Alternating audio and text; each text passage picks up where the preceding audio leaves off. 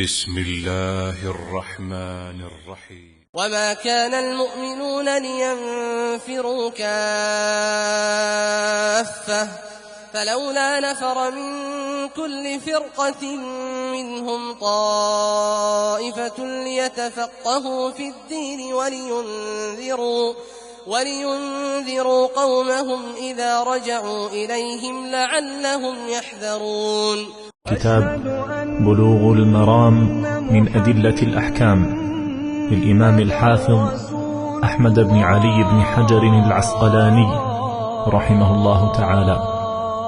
قال رحمه الله: بسم الله الرحمن الرحيم. الحمد لله على نعمه الظاهرة. الرحمن الرحيم. وعن أم سلمة رضي الله عنها قالت: قلت يا رسول الله إني امرأة أشد شعر رأسي أفأنقضه لغسل الجنابة وفي رباجة والحيضة؟ قال: لا، وإنما يكفيك أن تحثي على رأسك 3 حسيات. رواہ مسلم. ام سلمہ رضی اللہ تعالی عنہا کہتی ہیں کہ میں نے کہا: یا رسول اللہ، انی مرأۃ اشد شعر راسی. یا رسول اللہ، ہمارے سر کے بال بہت ہی زیادہ اور بڑے ہیں، گھنے بہت زیادہ اور بڑے، تو میں ان کو باندھ لیتی ہوں، یعنی تاکہ بال بکھرے نہ رہیں، جیسے عورتیں باندھتی اس کو میں باندھ لیتی ہوں.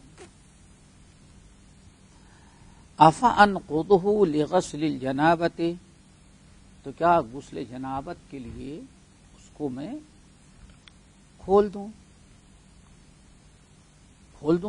بندھے ہوئے بالوں کو بکھیر دوں؟ اور ایک روایت میں والحیضۃ، دونوں کیسے ہے؟ افأنقضه لغسل الجنابۃ والحیضۃ، واو عطفہ. تو کیا میں غسل جنابت اور غسل حیض کے لیے اپنے بالوں کو کھول دوں؟ قال، اللہ کے رسول نے فرمایا: لا، نہیں، یعنی کھولنے کی کوئی ضرورت نہیں. وَإِنَّمَا يَكْفِيكِ أَن تَحْثِي عَلَى رَأْسِكِ 3 حسیات. بس تمہارے لیے اتنا ہی کافی ہے کہ ان بندھے ہوئے بالوں پر 3 چلو پانی ڈال لو. 3 چلو پانی ڈال لو، بس کافی ہے. اس کے علاوہ ضروری نہیں. اس حدیث کو امام مسلم رحمۃ اللہ علیہ نے روایت کیا ہے. اور بعض روایتوں میں اشد شعر راسی نہیں ہے، اشد ظفر راسی. ظفرہ چوٹی، اور تم چوٹی بناتے نا، اس کو ظفرہ جمع ظفائر کہا جاتا ہے. تو چوٹی بندھی ہوئی ہے، اب اس کا کھولنا، غسل کرنا، غسل کرنے کے بعد بالوں کو سکھانا، پھر اس کے بعد چوٹی باندھنا تو بہت لمبا کام، مشقت کا ہے. تو آپ کیا فرماتے ہیں، کھولوں یا کہ بغیر کھولے کام چل جائے گا؟ تو آپ نے فرمایا کہ ضرورت نہیں ہے، 3 چلو پانی ڈال لو، بس کافی ہو جائے. انما یکفیک، تمہارے لیے بس اتنا ہی کافی ہے، ان تحثی علی رأسک، کہ اپنے سر پر ڈال لو 3 حسیات، 3 چلو پانی. یہ حدیث صحیح مسلم کی ہے. اور اس حدیث سے یہ دلیل معلوم ہوئی، یہ مسئلہ معلوم ہوا کہ عورتوں کے لیے غسل جنابت اور حیض میں بالوں کا کھول کر کے دھلنا ضروری نہیں، سمجھ گئے نا؟ بالوں کی جڑوں میں پانی کا پہنچ جانا، 3 چلو ہے تو بہرحال پانی تو پہنچ ہی جائے گا، جڑوں تک پہنچ جائے گا. لیکن اب وہ جو لٹکے ہوئے بال ہیں، چوٹیاں، اب ہو سکتا ہے کہ باندھنے کی وجہ سے اگر بال گھنے ہوں گے جیسے کہہ رہی ہیں اور کس کر کے بال لیا گیا تو ہو سکتا ہے پانی نیچے سرک جائے لیکن اندر والے بال نہ گیلے ہو سکیں. تو کیا لٹوں کو بھی گیلا ہونا ضروری ہے؟ ہر بال کا گیلا ہونا ضروری ہے یا کہ نہیں؟ اس حدیث سے پتہ چلا کہ ضروری نہیں، سمجھ گئے نا؟ بس 3 چلو پانی ڈال لینا، اور جیسے پیچھے اللہ حدیث گزرے نبی علیہ السلام پانی ڈالنے کے بعد کیا کر لیتے تھے؟ ایسے کر لیتے، ذرا حرکت ہلا دیتے، اتنا کافی ہے، اس سے زیادہ کی ضرورت نہیں. یہاں دونوں مسئلے آ گئے، غسل حیض اور غسل جنابت، چونکہ دونوں کے بارے میں انہوں نے پوچھا. افانقضہ لغسل الجنابۃ والحیضۃ، غسل جنابت اور غسل حیض کے لیے کیا کھولوں؟ تو آپ نے دونوں کو حکم ایک ہی بیان کیا. اس مسئلے میں اہل علم کا اختلاف ہے، حدیث تو اپنی جگہ وہ واضح ہو گئی. اہل علم کی ایک جماعت کا کہنا یہ ہے کہ عورتوں کے جو حدث اکبر ہیں جن پر غسل واجب ہے وہ 3 ہیں، جنابت، حیض اور نفاس. 3 ہیں، غسل جنابت، غسل حیض اور غسل نفاس. نفاس یعنی ولادت کے بعد جو رحم سے خون آتا ہے وہ ہے، اس کو کہا جاتا ہے نفاس، جس کی اکثر مدت 40 دن نبی علیہ السلام نے مقرر کی ہے، اور اقل مدت کی کوئی مقدار متعین نہیں. یہ چیز یاد رکھیے گا، آگے حدیث مسئلہ آ بھی رہا ہے لیکن یہاں سمجھ لیں چونکہ بہت بڑا یہ مغالطہ ہے. بر صغیر کے بہت سارے لوگوں کا یہی عقیدہ ہے کہ 40 دن تک انتظار کرنا ضروری ہے، سمجھے؟ 40 دن تک انتظار کرنا ضروری نہیں ہے. متعدد حدیثیں آئی ہیں جس سے پتہ چلتا ہے کہ نبی علیہ الصلوۃ والسلام نے 40 دن مقرر کر دیا ہے کہ ولادت کے بعد زیادہ سے زیادہ جو نفاس کا خون ہو سکتا ہے وہ کتنے دن؟ 40 دن. 40 دن کے بعد بھی اگر خون جاری رہا، ایک تو ہے کہ بند ہو گیا پھر جاری ہوا، نہیں، اگر مسلسل 40 دن کے بعد بھی جاری رہا تو 40 دن پورا کرنے کے بعد عورت پر غسل کرنا، نہانا فرض ہو گیا، اور اس پر نماز اور روزہ واجب ہو گئی، شوہر کے لیے حلال ہو گئی. لیکن وہ خون جو آ رہا ہے وہ استحاضہ کہا جائے گا. استحاضہ وہ رحم کا خون نہیں ہوتا بلکہ رگ ہے. شیطان کبھی عورت کو پریشان کرنے کے خاطر گھونسا مار دیتا ہے تو وہ رگ جو ہے پھٹ جاتی ہے، تو اس رگ سے خون بالکل جیسے یہاں زخم کا خون ہوتا ہے نا، تازہ زخم، ایسے ہی تازہ و تازہ خون آتا ہے. وہ حیض اور نفاس کا خون نہیں، اس کو استحاضہ کہا جاتا ہے، اور بیماری ہوتی ہے، اس کا علاج معالجہ ہوگا، اور اس حالت میں عورت پاک ہوتی ہے، نماز بھی واجب ہے، روزہ بھی واجب ہے، شوہر کے لیے حلال بھی ہے. لیکن 40ویں دن نہانا عورت پر، 40 دن پورے ہوتے ہی 41واں دن شروع ہوتے ہی عورت پر غسل کرنا فرض ہے. اور اگر 40 دن کے پہلے خون ختم ہو گیا ولادت کے بعد تو پہلے اقل مدت کی کوئی مقدار متعین نہیں، وہ کبھی 10 دن بھی ہو سکتی ہے. وہ عورتوں کی عادت، آب و ہوا پر بھی وہ موقوف ہوتا ہے. تو ممکن ہے کہ 15 دن میں عورت، 20 دن میں، 10 دن میں، 1 مہینے میں، جب بھی اس کا خون بند ہو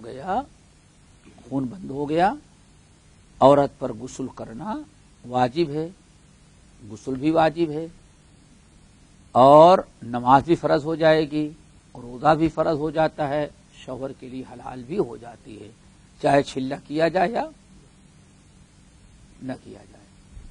لوگوں نے 40 دن ایسا متعین کر رکھا ہے کہ 40 دن باقاعدہ نہا دھل کر کے اچھے سے اچھے کپڑے پہن کر کے سج دج کر کے پھر برادری اکٹھا ہوگی. آج وہ پاک تو کیا ہوئی، وہ کیا کہتے ہیں، نہیں کھانے کے بھی انتظام ہوتا ہے نا وہ. ہاں میں تو وہی کھانا ہے، کھانے ہی کے راستے پارٹی ہوتی ہے. ہاں تو اس چیز کا خیال رکھیے گا. اکثر مدت تو ہے متعین، اقل مدت نہیں. جب بھی اس اسنا میں 40 کے پہلے خون بند ہو گیا عورت پر نہانا فرض ہو جاتا ہے. تو ایک غسل تو ہے کس کا، نفاس کا فرض. جب تک عورت غسل نہیں کرے گی پاک نہیں ہوگی. اور الحمدللہ اسلام میں پاک کرنے کا بھی آسان سا طریقہ ہے. وہ جاہلیت کی ساری مصیبتیں ختم کر دی گئی. دوسرا غسل جو ہے وہ حیض کا جو ہر مہینے بلوغت کے بعد عورت کو آتا ہے. جی اگر کسی عورت کو استحاضے کی بیماری ہے تو جتنے دن حیض کے ہوں گے اتنے دن نماز چھوڑے گی، روزہ چھوڑے گی، اور حیض والے دن ختم ہو جائیں گے تو نہائے گی، دھلے گی، اب پاک ہو جائے گی، اب ناپاک نہیں پاک سمجھی جائے گی. روزہ نماز واجب ہو گئی، شوہر کے لیے بھی حلال. اب وہ اس کے مدت حیض کے بعد بھی جو خون جاری ہوگا وہ استحاضہ ہوگا. تیسرا غسل جو عورت کے اوپر واجب ہے وہ غسل جنابت.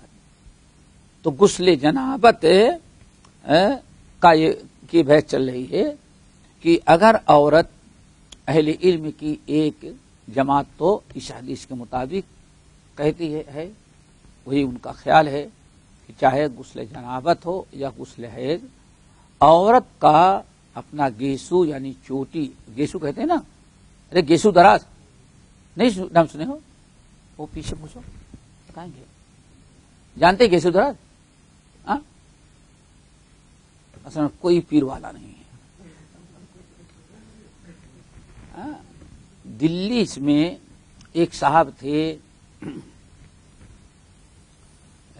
گیسو دراز، کیا نام ہے، سید گلبرگہ والے بابا، کیا نام ہے بننے ہے، ابھی نام ان کا نہیں آتا، حسین، ہاں حسن حسین کچھ اس طرح سے، ہاں حسین. یہ دلی میں رہتے تھے. یہ نظام الدین اولیاء کے بعد غالباً چراغ الدین جو چراغ دہلوی جو بابا تھے ان کے مریدوں میں سے تھے، اور ان کی تقریباً 1.5 میٹر کی چوٹی تھی، اس لیے گیسو دراز بندہ نواز ان کا لقب ہے. یہ دلی سے جب چلے ہیں ڈولی پلائے جا رہے تھے تو گلبرگہ پہنچتے پہنچتے ان کی چوٹی جو ہے وہ ڈولی جانتے نا، وہ جو ارے بات تو کیا بتائیں، جنازہ جس پر لے کے جاتے ہو، صحیح سمجھ رہا ہو، اور تو ڈولی سمجھ نہیں آئے گی. یہ ڈولی یہ ایک چارپائی نما ایک بہترین مختلف انداز کی رہتی تھی، اس پر راجا مہاراجا، مریض، دلہن، سارے لوگ، مریض بھی چلتے تھے، مولانا صاحب بھی آتے تھے پہلے دیہات وغیرہ میں. ابھی صرف میں سمجھتا ہوں ڈولی پر پنڈت چلتا ہے، پنڈت. ابھی یہ وہ کون سی جگہ ہے انڈیا میں نا، بہار نہیں یار، وہ 4-5 قوموں کے بزرگ ایک ہی جگہ تھے،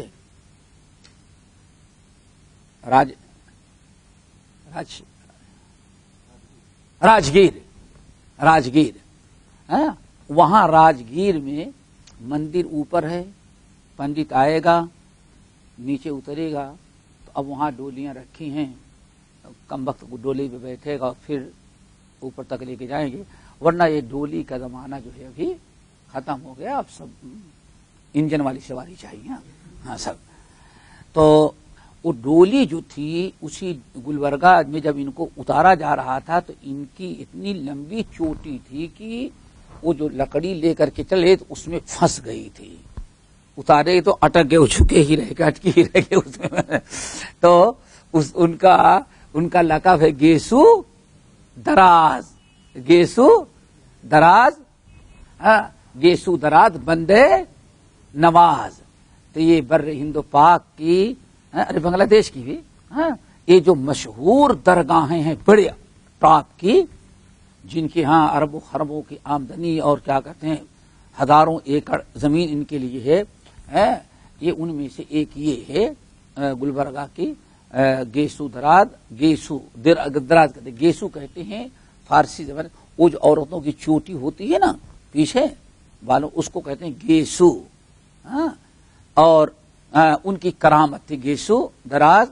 اور آج بھی وہاں کا جو مجاور ہے، مجاور کہنا گناہ ہے، کیا گدی ہو گیا، صاحب لقب کیا ہوتا ہے صاحب. اور وہ جو نکلے گا تو کم سے کم یعنی کسی ایک وزیر سے کم اس کی شان، گلبرگہ والا جو نکلتا ہے بدبخت ہو، ایک وزیر سے کم اس کی شان نہیں ہو، چلے گا تو اس کا نام کچھ، لیکن صاحب کے نیچے اگر کوئی لفظ استعمال کیا گیا تو بڑی توہین سمجھے گا. مجاور کہیں، سجادہ نشین کہیں، نہیں، یہ سب تو بیکار ہو. صاحب چلو اللہ اکبر.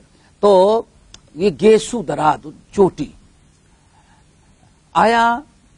اب چوٹی کو کھولنے کی ضرورت نہیں ہے، اوپر سے انما یکفی کے انتہسی علی رأسی کے 3 حسیات، 3 چلو پانی سر پر ڈال لینا یہ کافی ہے. اس کے بعد پورے بدن پر اپنا بادن ڈالے، جو غسل جنابت کا طریقہ ہے یا غسل حیض کا وہ سب ہو جاتا ہے. یہ علماء کا ایک قول ہے. علماء کی ایک جماعت ایسی بھی ہے جنہوں نے کہا کہ غسل جنابت میں تو آسانی ہے، کیونکہ ہو سکتا ہے کہ دوسرے تیسرے برابر. اب عورت روزانہ اپنی یہ چوٹی کو کھولے سکھائے اور مصیبت ہو تو شاید کی دقت ہوگی، اس لیے جنابت کے غسل میں تو کھولنا ضروری نہیں، پانی ڈال لینا کافی. لیکن غسل حیض جو ہے وہ تو روزانہ کا نہیں، وہ تو معاملہ کس کا ہے، وہ مہینے کا ہے. اس لیے اس کو کیا کرنا پڑے گا، کھولنا پڑے گا. کھول کر کے بالوں کو بکھیرے گی اور نہائے گی، اور بالوں کو بھی اچھی طرح سے دھلنا چاہیے. ان کی دلیل یہ دوسرے قول کی، پہلا قول دونوں کے لیے رخصت، اور دوسرا قول کیا ہے، جنابت کے لیے جنابت میں رخصت لیکن غسل حیض میں رخصت نہیں.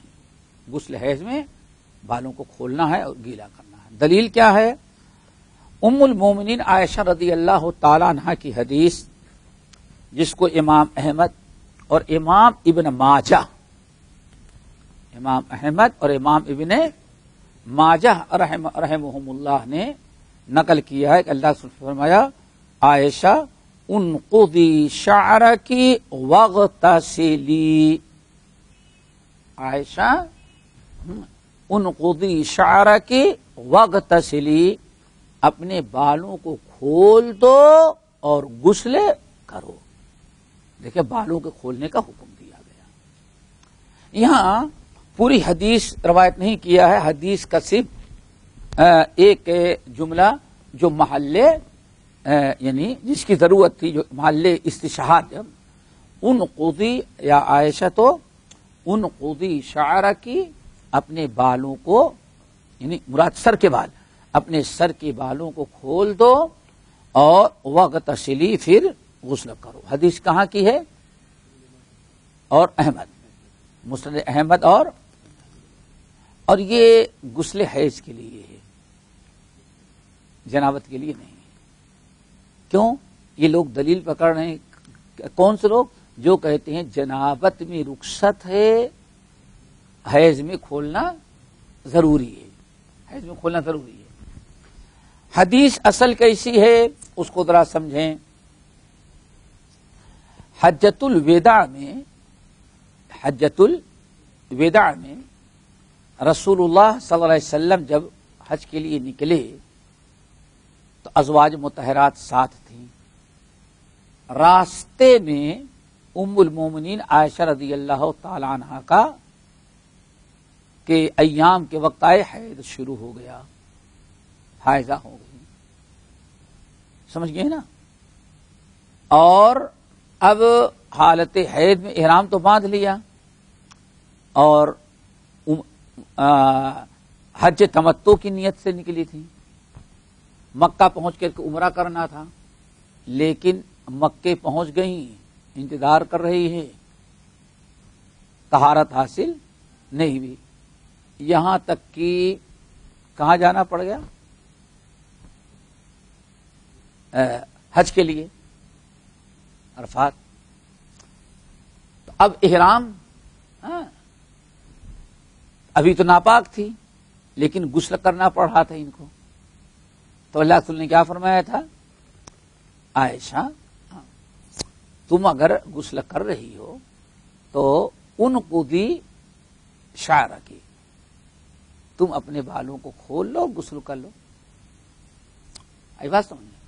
حالانکہ ابھی کہتے ہیں پاک نہیں ہوئی تھی، حالت حیض میں تھی، لیکن عمرہ کے حج میں جب جانے لگی تو اللہ رسول نے فرمایا کہ اسی نہیں غسل کر لو، اسی ناپاکی کی حالت میں حج کا احرام باندھ کے نیت کر لو، ٹھیک ہے نا؟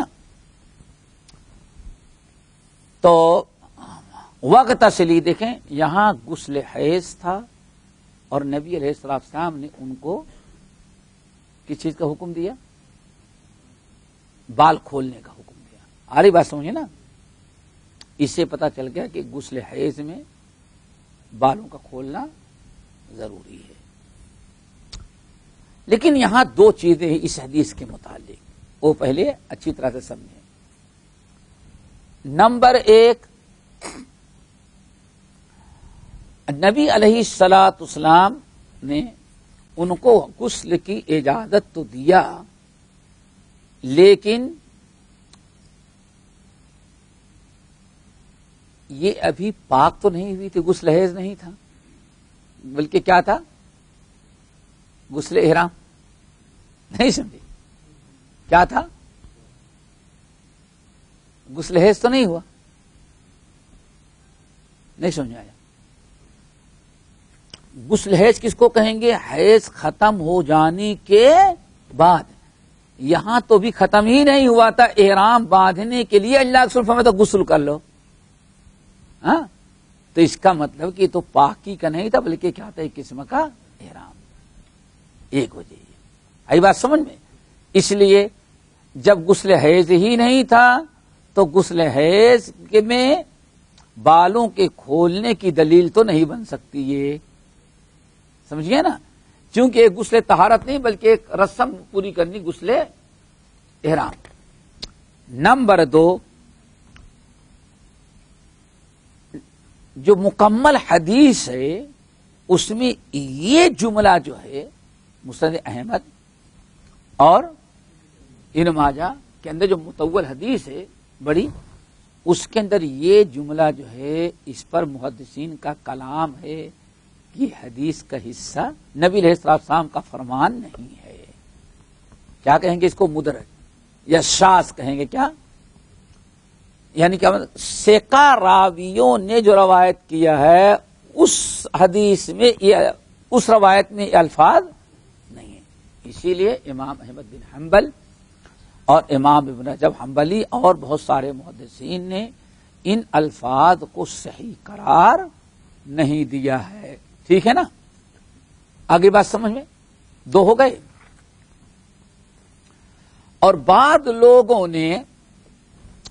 لوگوں نے یہ اس حدیث کو ضعیف نہ سمجھنے کی بنا پر اب دو قسم کی حدیثیں آ گئیں. ایک حدیث تو متن والی ہے ام سلمہ کی کہ اللہ کے رسول نے انہوں پوچھی یا رسول اللہ میں غسل حیض اور غسل جنابت میں اپنے بالوں کو کھولوں حالانکہ میرے بال بہت بڑے ہیں بہت گھنے ہیں میں چوٹی بنا رکھتی ہوں اب بار بار کھولنا اور باندھنا دقت ہوتی ہے تو کیا کھولوں؟ تو اللہ کے رسول نے فرمایا نہیں کھولنے کی کوئی ضرورت نہیں انما یکفیک ان تحتی علی رأسک ثلاث حثیات کافی اتنا تمہارے لیے. اس حدیث میں اور حضرت عائشہ رضی اللہ تعالیٰ عنہ کی حدیث جو اس میں کیا ہے وہ تعارض ہو رہا ہے. اس حدیث میں اللہ کے رسول بیان فرمایا کھولنے کی ضرورت نہیں ہے اور یہ حدیث عائشہ جو ہے یہ کھولنے کا حکم ہے. تو دونوں میں کیا ہے؟ تعارض. دونوں میں تعارض. ٹکراؤ نہیں کہتے بلکہ کیا کہتے ہیں محدثین کی اصطلاح میں؟ تعارض. ایک حدیث دوسرے کے مخالف ہے. تو کچھ لوگوں نے کہا کہ حدیث ضعیف نہیں مانتے بلکہ دونوں میں کیا کرتے ہیں اس تعارض کو دور کرنے کے لیے تطبیق. یہ دو ہے تعارض اور تطبیق. دو حدیثیں بظاہر آپس میں ٹکرا رہی ہیں تعارض ہو ایک دوسرے کے معارض ہوں مخالف ہوں تو کہا جاتا ہے دونوں حدیثوں میں کیا ہے؟ تعارض ہے. ای بات سمجھ میں؟ اور کبھی تعارض جو ہوتا ہے تعارض کو دور کرنے کے لیے جو کوشش کی جاتی ہے کہ دونوں حدیثوں پر کسی صورت سے عمل ہو جائے تو اس کو کیا کہتے ہیں؟ تطبیق. کیا؟ تط با یا قاب تطابق مطابق یعنی ایک دوسرے کیا کر دینا مطابق تطبیق. تو یہ کچھ لوگوں نے تطبیق. یہاں ایک چیز اور ہمیں یاد آئی وہ بھی بتا دیں گے کہ یہ محدثین کے ہاں جو تطبیق ہے نا یہ بڑی اہم چیز ہے بڑی اہم چیز ہے. اور اس کا سمجھنا جاننا یعنی دونوں حدیثوں کا دو محل. محدثین کی کوشش ہوتی ہے کہ کسی حدیث کو رد اگر دونوں کی سندیں صحیح ہیں تب دونوں کی سندیں صحیح ہیں تو دونوں میں ذرہ برابر کسی کو رد نہ کیا جائے. اس پر کوئی ایسی جمع کی صورت نکالی جائے جس کی بنا دونوں حدیثوں پر جیسے یہاں ہے مثال کے طور پر. اب کہا گیا نہیں دونوں حدیثیں اپنی جگہ پر ہے. وہاں وجوب کا انکار ہے. کہاں؟ پہلی ام سلمہ میں اللہ ام سلمہ میں جس میں کیا یا رسول اللہ انی امرأۃ اشد ظفر رأسی افانقضه لغسل الجنابت او الحیضۃ. یا رسول اللہ میں ایک کثیر البال عورت ہوں بہت زیادہ کثیر الشعر عورت ہوں بہت زیادہ بال ہیں میں چوٹی گوندھ لیتی ہوں تو کیا غسل جنابت اور غسل حیض کے لیے اس کو کھولنا پڑے گا؟ عارف میں نے پانی ڈالو انما بس کافی ہو جائے گا. کہتے ہیں دیکھو یہاں لفظ کافی ہو جائے گا اس کا یہ مطلب نہیں کہ اگر دھول لو گی تو غلط کرو گی. کسی چیز کا کافی ہو جانا الگ ہے مستحب ہونا اور ثواب ہونا الگ ہے. تو کہتے ہیں وہاں جو ہے جواز پر کیا جواز پر محمول ہے. آئی بات سمجھ میں؟ اور یہاں جو ہے حدیث عائشہ ان قدی شعرہ کی وغتسلی میں یہاں کیا ہے استحباب پر حکم ہے. کیا یعنی واجب تو نہیں ہے لیکن مستحب ہے. اب دیکھو بظاہر دونوں حدیثوں میں کوئی تعارض رہ گیا نہیں رہ گیا. بظاہر کوئی تعارض نہیں. کیوں؟ ایک جگہ کفایت پر ہے کہ ہاں بھائی ضروری نہیں اگر پریشانی تو نہیں کھولو تو کوئی بات نہیں غسل ہو جائے گا. اور حضرت عائشہ کو جو حکم دیا آپ نے کیا؟ ایک تو غسل حیض تھا بھی نہیں، تو آپ نے علی سبیل الاستحباب، بھائی بہت اچھا ہے، کھول دو، آئی بات سمجھیں؟ اس طرح سے دونوں حدیثوں میں کوئی تعارض نہیں رہ گیا، سمجھ گئے نا؟ ایک تو یہ، بعض لوگوں نے کہا تعارض کی شکل یہ کہ بسا اوقات نبی علیہ السلام، دیکھو یہ تعارض کی بات یاد رکھیے گا، تعارض کے بعد کیا؟ تطبیق۔ کیوں ضروری ہے کہ اگر دونوں کی سندیں صحیح ہیں، دونوں کا، اور ناسخ اور منسوخ کا بھی پتہ نہیں چل رہا ہے، تو دو نسیں ہیں، تو لازمی چیز ہے اللہ کے رسول کے فرمانے کا دونوں صحیح ہے، تو کیا صحیح ہو سکتا ہے اس پر محمول کرنا۔ تو کچھ لوگوں نے کہا دیکھو اللہ جزائے خیر دے محدثین کو، حضرت ام سلمہ کو جو اللہ کے رسول نے کھولنے کا حکم دیا، ہو سکتا ہے ان کے بال اتنے گھنے نہ رہے ہوں کہ پانی کا پہنچنا مشکل ہو، اور حضرت عائشہ بہرحال عمر میں سے بہت چھوٹی تھی، اور یہ بالوں کا عمر میں بڑا فرق، عمر کا فرق ہو سکتا ہے کہ ابھی آپ جتنی بال ہیں، ہو سکتا ہے کہ 40% بال کم ہو گئے ہوں گے، ایسے عورتوں کے بھی ہوتے ہیں، ہاں، عورتیں جب بھی کنگھی کرے گی، ہاں، ان کا لازمی چیز کم ہو جائے گا۔ تو حضرت عائشہ کی نہ عمری تھی، ام سلمہ وہ بڑی عمر کی تھی، تو حضرت عائشہ کو ہو سکتا ہے بال گھنے رہے ہوں کہ وہاں پانی کا پہنچنا بغیر کھولے ممکن نہ رہا ہو، اس لیے ایسا کیا گیا۔ بہرحال یہ مختلف وجوہات ہیں۔ یہاں ایک چیز ایسی محدثین، اب آپ لوگ کچھ لوگ اس فلسفے کو نہیں سمجھتے، اعتراض کرتے ہیں، ارے یہ کیا ضرورت ہے اپنی عقل لڑائی جائے؟ نہیں، عقل لڑانے کی وجہ ہے۔ مثال کے طور پر نبی علیہ السلام کے پاس ایک صحابی آئے، یا رسول اللہ میں روزے سے رہتا ہوں، تو کیا روزے کی حالت میں اپنی بیوی کو بوسہ دے سکتا ہوں؟ اور کوئی بات نہیں، صحابہ دیکھ رہے ہیں، آیا اور چلا گیا، سوال ہو گیا۔ کچھ دنوں کے بعد ایک اور آیا، وہی مسئلہ، یا رسول اللہ ہم روزے کی حالت میں رہتے ہیں، بیوی سامنے آ گئی، دل چاہا تو بیوی کو بوسہ دے سکتے ہیں؟ نہیں۔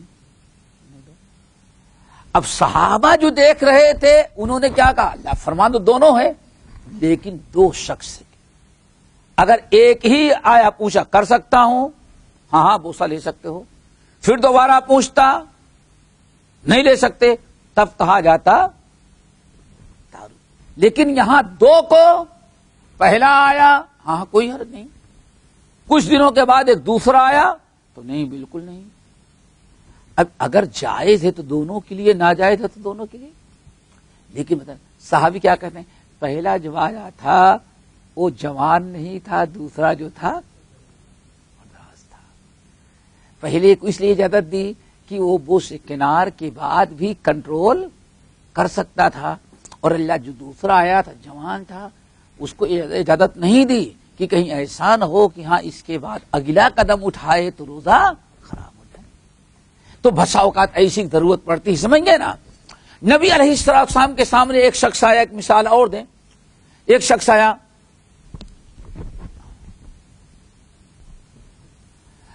تو اب دیکھو ایک مثال اور، یہ بڑی اہم چیز ہے، اس کو رکھو، اور جن لوگوں نے اس کو نہیں رکھا تو بھائی دونوں حدیثیں کہتے دونوں جھوٹی ہوں گی، جو بات ہوئی نا ایسے ہی، اور یہ ہمارے بر صغیر کے لوگوں کو بڑی ضرورت ہے۔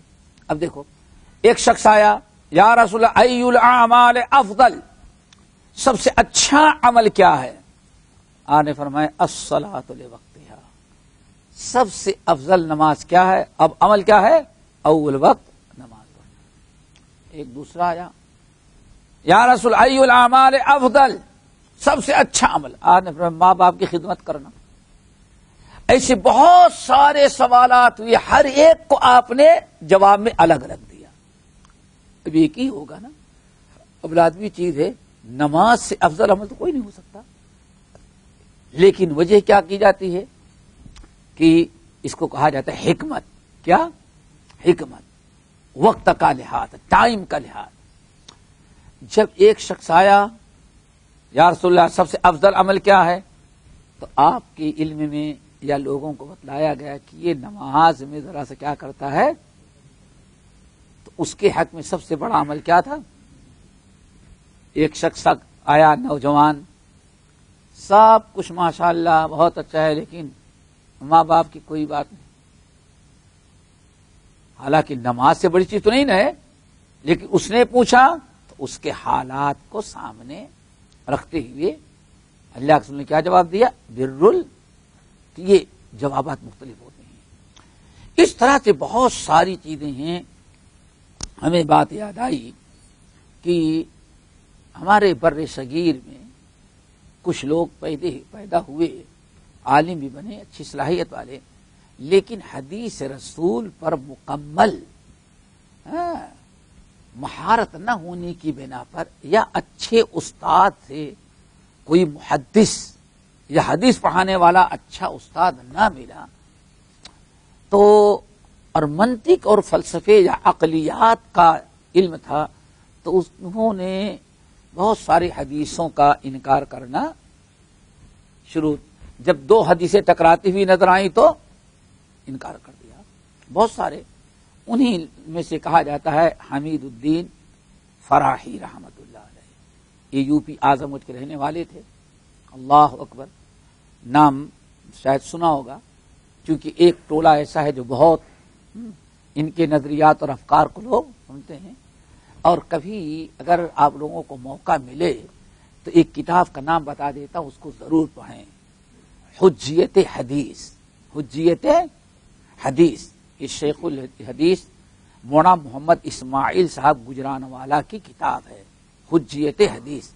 تو یہ ساری باتیں جو بتا رہے اس کے اندر انہوں نے تذکرہ کیا ہے شیخ الحدیث رحمۃ اللہ علیہ نے، حجیت حدیث. اور یہ کتاب اردو میں تھی، عربی میں بھی ترجمہ اس کا تقریباً ہو گیا ہے. تو بہت سارے تذکرہ کیے ہیں اور بتایا کہ ہاں یہ وجوہات کیا تھیں لوگوں کے. تو مولانا حمید الدین فراحی بہت سارے ایسے جو حدیثیں ٹکراتی تھی نا، ان کا آل انڈیا اہل حدیث تقسیم سے پہلے، آل انڈیا اہل حدیث کانفرنس میں 47 سے کافی پہلے کی بات ہے. آل انڈیا اہل حدیث کانفرنس تھی مئو ناتھ بھنجن اعظم گڑھ ڈسٹرکٹ میں. وہاں قاضی سلیمان صاحب سلمان منصور پوری رحمت اللہ علیہ، یہ کون ہے جانتے ہیں نا، رحمت للعالمین والے. بتایا تھا سیرت بڑی زبردست کتاب ہے، رحمت للعالمین، 3 جلدوں میں تھی. پھر اس کو انگلش، ہندی، اردو میں لکھی گئی تھی، اور بعض لوگوں نے اس کو عربی میں بھی آج کئی زبانوں میں ہے. قاضی سلیمان صاحب سلمان، اور یہ بہت اچھے مورخ تھے، عالم بھی تھے بلکہ وہ جو غازی کیا دھرم پال ہو گیا تھا نا، کرسچن بن گیا تھا نا، دوبارہ غازی کیسے بنا، غازی محمود. تو کہتا ہے کہ یعنی اللہ جزائے خیر تھے ہمارے ان بزرگوں کی. یہ لوگ ہر مولا ہوتے تھے. مناظرے کی باری آ جائے تو مناظر سب سے پڑھے، تاریخ کی باری آ جائے تو مورخ سب سے پڑھے، حدیث کی باری آ جائے تو محدث سب سے پڑھے، تفسیر کی بات آ جائے تو مفسر. اللہ اکبر. یعنی ان کی تاریخ دانی کا عالم یہ تھا کہ جب حج کرنے کے لیے آئے تھے اور مولانا ملک عبدالعزیز رحمت اللہ علیہ سے جب ملاقات ہوئی، ملک سلمان کے جو والد تھے ملک عبدالعزیز، ملاقات ہوئی تو حیرت میں پڑ گئے. تو انہوں نے کہا کہ قاضی صاحب آپ سے دلی گزارش ہے کہ آپ ذرا ہماری تاریخ مرتب کر دیں. اللہ اکبر. دیکھو تاریخ ان کی ہے اور تاریخ مرتب کر لکھے کون؟ ان کو معلوم تھا بلی، کیونکہ ہم سے زیادہ ہماری تاریخ کون جاتا ہے، یہ سلمان منصور. اللہ اکبر. تو انہوں نے وعدہ بھی کیا، لیکن حج سے لوٹے تو 20 سمندر ہی میں وقت آ گئے، انتقال کر گئے. ورنہ تاریخ سعودیہ مملکت سعودیہ ان کو لکھنے کے لیے. تو یہ بہت زبردست تھے. یہ آل انڈیا اہل حدیث کانفرنس سے مئو نعت بھانجن سے نکلے، راستے میں بنارس کا نام سنو گا، وارانسی یا بنارس آتا ہے، وہاں بڑے بڑے علماء تھے، تو وہاں دلی والی ٹرین، پنجاب دلی ہو کر پنجاب جو جانے والی ٹرین تھی اس کو چھوڑ کر کے بنارس والی ٹرین پر بیٹھ گئے، آدم گڑھ جس شہر میں ٹرین رکی، تو اب وہاں سے جو بنارس جانے والی تھی، جیسے بنارس والی ٹرین پر چڑھ رہے تھے تو مولانا حمید الدین فراہی اسی ٹرین پر بیٹھنے کے لیے پلیٹ فارم پر انتظار کر رہے تھے، بیٹھے بھی تو وہی قاضی سلیمان صاحب سلمان منصور پوری کے جو ڈبہ تھا اس میں بیٹھ گئے، تعارف ہوا۔ ابھی پنجابی تھے نا، خوب اونچی پگڑی باندھتے تھے، قاضی سلیمان صاحب سلمان منصور پوری تھے بھی ویسے ہی دیندار، خوب لمبے تڑنگے اور لاٹھی لے کر کے اصل، اور کانفرنس میں رہتے، یہی صدر بھی رہتے تھے، بہرحال یہ بیٹھے تو فراہی صاحب سامنے بیٹھ گئے کرسی پر، تعارف ہوا تو فراہی صاحب نے وہی اپنی، بھائی حدیثوں پر کیسے اعتبار کیا جائے، اب بھڑک اٹھے یہ قاضی سلمان منصور پوری بھڑک رہے، کیا کہا حدیثوں میں کتنا ٹکراؤ ہے، کہا کہ اگر دم ہے تو 2 حدیثیں ایسی پیش کرو جس میں تعارض ہے، اللہ اکبر، ان کی علم کو ذرا دیکھو، ہاں اللہ تعالیٰ کیسے کیسے لوگوں کو ہمارے یہاں پیدا کیا اور دین کی بنے، کہا کہ فراہی اگر ہے تو 2-4 حدیثیں پیش کرو۔ سردی کا موسم تھا، یوپی کی سردی، یعنی جب کی حالت یہ ہوتی ہے کہ اگر سیوٹر ہے، 5 جاکٹ ہے اور 3 سیوٹر ہے اور ایک تو سب ایک ہی ساتھ میں پہننا ہے، پھر اوپر سے کمبل اوڑھ کر کے سامنے آگ جلا کے بیٹھنا ہے، تب کہیں سردی، اللہ اکبر، ایسی کڑاکے کی سردی، وہ جوش میں آئے، فراہی صاحب نے 2 حدیث پیش کی، کہا بس، کہا کیا تعارض، کہا تم کو عقل نہیں ہے، اس کا متن یہ ہے، اس میں یہ لفظ ہے، اس کا معنی یہ ہوتا، اس میں وہ، عربی ادب، صرف، نحو، گرامر، محدثین کی شرح، کہا اور پیش کرو دوسری۔ کہتے ہیں کہ اتنی کڑاکے کی سردی میں فراہی صاحب کی پیشانی سے پسینے بہہ کر کے، گھبرا کر کے، لاجواب، آخر کار ٹرین سے اترے، اور میرے بھائی کہنے کا مطلب کہ تعارض 2 حدیثوں میں اگر کہیں بظاہر تعارض ہو تو اس کو ایسے ٹھکرایا نہیں جا سکتا کہ تھوڑے بھائی اس حدیثوں میں اتنا اختلاف ہے۔ مثال کے طور پر آج کیا کہتے ہیں، ارے بھائی آپ کسی کو حدیث کی دعوت حدیث عمل کریں، ارے بھائی حدیثوں میں تو اتنا اختلاف ہے، کس حدیث کو مانے، اسی لیے بہتر ہے ایک ہی کو پکڑ لو تاکہ چکر ہی نہ آئے حدیثوں، یہی کہتے ہیں نا، یہ وہی کہتے ہیں جن کو حدیثوں سے کا فہم نہیں ہے، حدیثوں کا فہم نہیں، پھر اچھا کسی ایک کو پکڑ لینے کے بعد بھی تو اتنا اختلاف ہے، مثال کے طور پر شاید کی بات گزر گئی ہوگی، کہتے نہیں اختلاف حدیثوں میں اتنا اختلاف کس کو مانے، اتنا تعارض ہے، اچھا ٹھیک ہے، ہم یہ کہتے ہیں کتنا تعارض ہے، ایک حدیث ہے کہ 2 کلہ پانی ہو تب نجاست پڑنے سے رنگ بو بدل جائے تب پاک، ٹھیک ہے نا، اور نہیں تو بدل جائے تو ناپاک، نہیں تو دوسری حدیث چلو، اور وہاں کیا ہے، امام صاحب نے کہا کہ اگر مائے کثیر یعنی پانی زیادہ ہے تو ناپاکی پڑنے سے اس وقت تک پاک ناپاک نہیں ہوگا جب تک کہ رنگ بو مزہ بدل نہ جائے، اور اگر مائے قلیل ہے، پڑ چکی ہے نا، ہاں مائے قلیل ہے تو ایک قطرہ یا ایک چمچہ بھی گندگی پڑ گئی تو وہ ناپاک۔ اب چلو بھائی یہاں تک تو تینوں متفق، استاد بھی اور تینوں چاروں شاگرد۔ اچھا اب بتائیں مائے کثیر، تو استاد کہتا ہے مائے کثیر اس کو کہتے ہیں جس کو دیکھنے والا کھڑا ہو کر کے اندازہ لگائے کہ اس کا دل کیا کہتا ہے، ماء کثیر ہے کہ ماء قلیل؟ کیا کریں؟ فیصل کھڑے ہوئے، نہیں یہ ماء قلیل۔ ابو خالد، نہیں میرا دل کہتا ہے ماء کثیر۔ اب یہ کھڑے ہو گئے ریاض صاحب، نہیں ہمارا یہ کہنا ہے کہ یہ بیچ ہے، نہ قلیل ہے نہ کثیر ہے، بیچ والا ہے۔ اختلاف تو وہاں زیادہ ہے، یہاں تو صرف 2 ہے، وہاں ذرا دیکھو۔ اچھا ٹھیک، کوئی فیصلہ، یہ تو استاد کی بات۔ اب 10 آدمی ہے تو 10 رائے ہے، تو کسی کے نزدیک پاک، کسی کے نزدیک ناپاک۔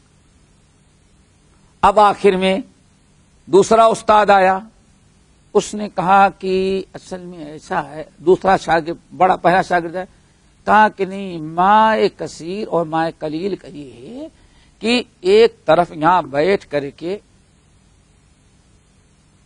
پانی میں سے بچہ کھیلتا ہے، اگر چاروں طرف حرکت آ جائے تو ماء قلیل، اور اگر چاروں طرف آئے تو ماء کثیر۔ چلو بھائی، ایک یہ کیا۔ اب ان کے جیسا ہو تو ہو سکتا ہے کہ آدھا جائے، اور ایسے جیسے پہلوان دھکا مارا تھا، ہو سکتا ہے پانی ہی ہوش سے باہر چلا جائے۔ اب ذرا سوچو کس کا فیصلہ کرو، کتنے اختلافات، سمجھ گئے نا؟ کتنی آسانی بھائی، حدیثوں میں بڑا اختلاف ہے، کیسے کون حدیث صحیح کر، کیا مانے ہم؟ حدیثوں پر عمل نہ کرنے کا ایک بہانہ، سمجھ گئے نا؟ پھر آیا، نہیں ایسا کیا جائے، دہ در دہ، سمجھ گئے نا؟ 10 کے معنی 10، 10 در 10 بائی 10، کیا مطلب؟ 10 ہاتھ لمبا اور 10 ہاتھ چوڑا، تو یہ ہے کیا؟ ماء کثیر۔ اور اگر 10 ہاتھ لمبا 9.5 ہاتھ چوڑا تو ماء قلیل۔ آئی بات؟ کتنے مشکلات، یہ تو بھی تھوڑا سا بتایا ہے۔ تو اختلاف تو وہاں بھی ہے، وہاں جیسے تطبیق دے لیتے ہو، جیسے تطبیق یہاں بھی دے لو، حدیث پر عمل کر لو۔ تو حدیثوں کے رد کرنے کا ایک آسان سا بہانہ آج بھی کیا ہے؟ حدیثوں میں بڑا تعارض ہے۔ آخر اتنے دن سے آپ لوگ پڑھ رہے ہیں، 100 حدیثیں آ گئے، کہیں میں نہیں سمجھتا کہ 2 حدیثوں میں تعارض کہیں آیا تو رد کرنے کی کوئی نوبت آئی ہو۔ ہاں، لیکن شیخ الحدیث ہوتے یا کسی ہندوستان پاکستان کے درس نظامیہ کے فارغ تو تعارض نظر آ جاتا، تو سب مشکل ہوتی۔ اللہ کا کرم یہ فارغ نہیں، اس لیے سب سمجھ جاتے ہیں۔ چلو اللہ ہوگا، یہ ہو گیا ان کو اشارے کے۔ چلو ایک تو یہ ہے، ایک حدیث اور ہے جو لوگ کہتے ہیں کہ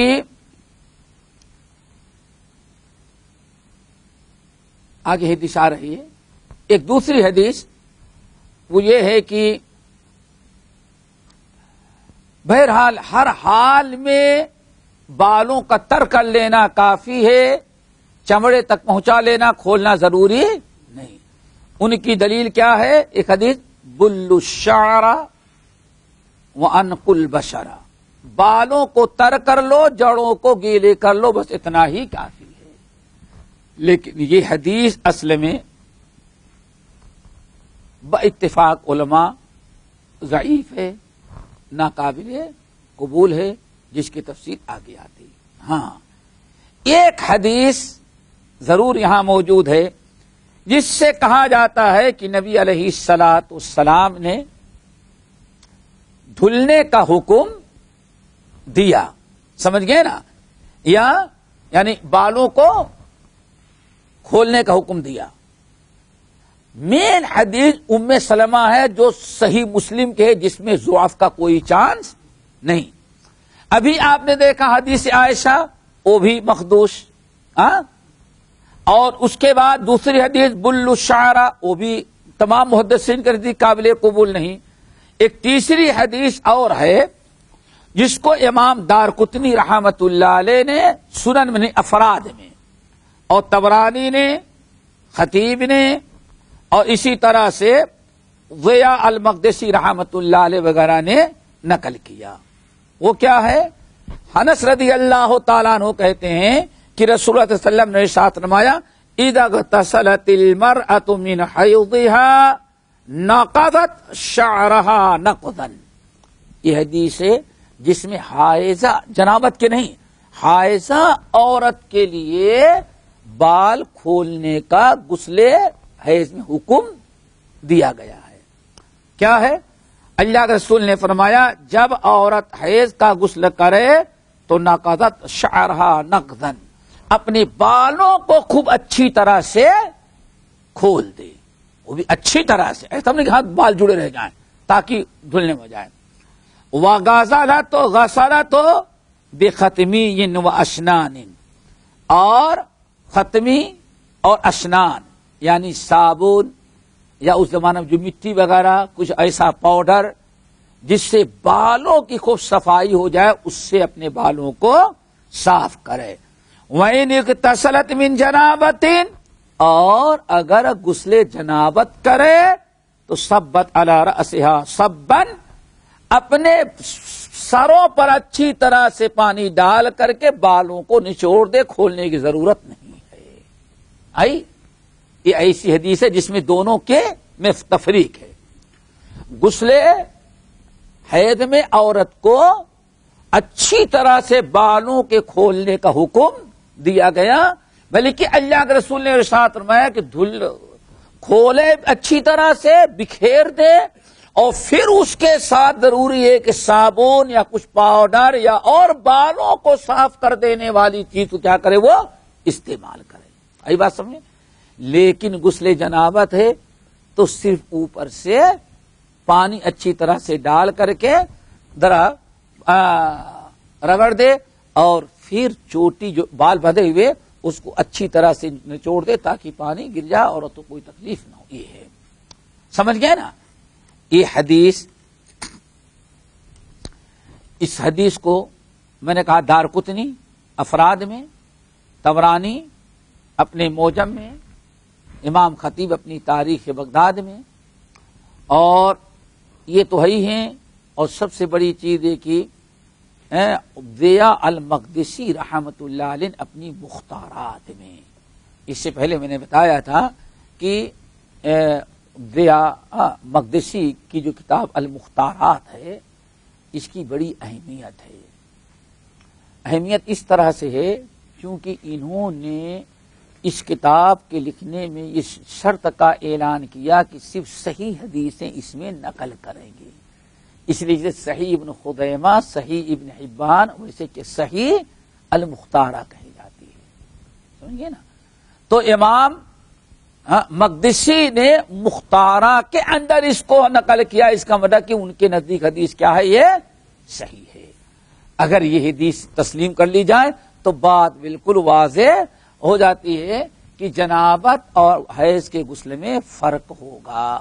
لیکن یہاں ایک بڑی اہم چیز ہے کہ یہی کہا جائے گا استحباب پر محمول کیا جائے گا، وجوب پر نہیں.